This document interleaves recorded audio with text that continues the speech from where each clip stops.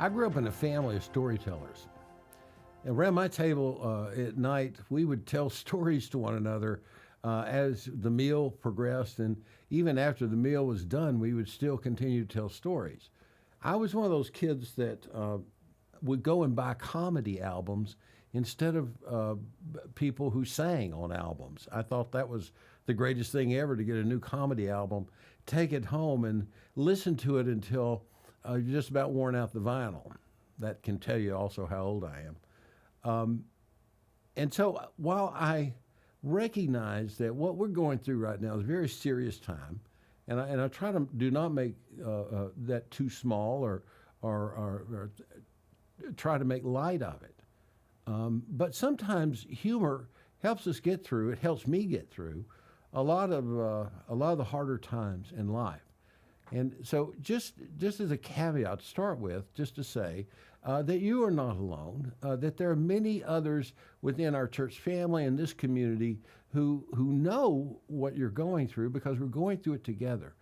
And while this may seem like a long period of time, this too shall pass, and we shall gather together again, and what a joyful time of celebration it is. But in the meantime, did you hear about the guy that liked to go fishing? This young man loved to fish better than anything in the world. So whenever his friend came to him one day and said, "I found the perfect pond. The bass are as big as any I have ever seen before."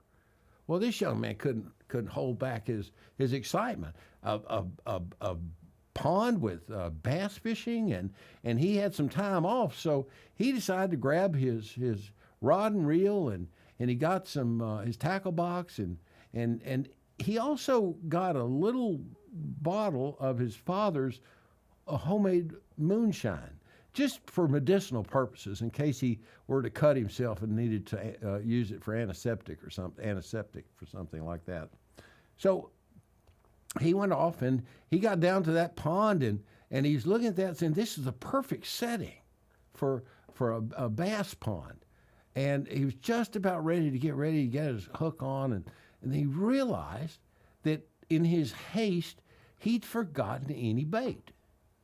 Well, he was pondering what he should do or where he should go and try to find some bait when he spied this snake coming along, and that snake had a frog in its mouth.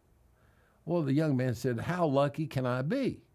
And so he took his foot and he put it right behind that snake's head, and that snake's head went up like this, and the frog fell out, and the young man got the frog. He says, "I got my bait. I'm so excited I can go fishing now." Well, as he thought about that, he looked down at that poor old snake and realized that he'd just taken that snake's supper. So he decided that he'd give that snake something for his time. So he uncorked that bottle of his daddy's moonshine, and he poured a couple of good dollops down that snake's throat. That snake took off. The young man hooked that frog, and he threw it out there.